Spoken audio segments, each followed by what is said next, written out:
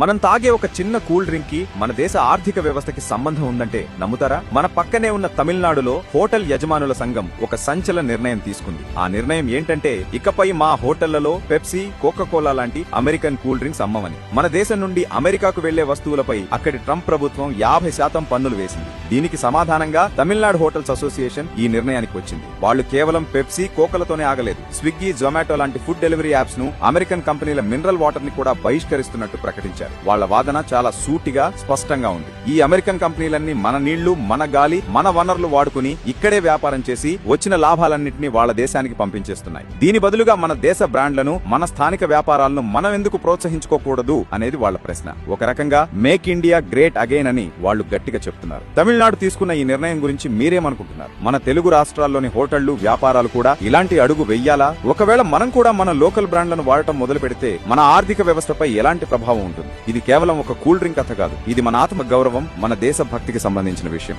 ఈ serious topic పై మీ అభిప్రాయం ఏంటో కింద కామెంట్స్ లో చెప్పండి. ఈ చర్చ మనందరిలో జరగాలి. అందుకే ఈ వీడియోను లైక్ చేసి మీ స్నేహితులకు, కుటుంబ సభ్యులకు షేర్ చేయండి. జై భారత్.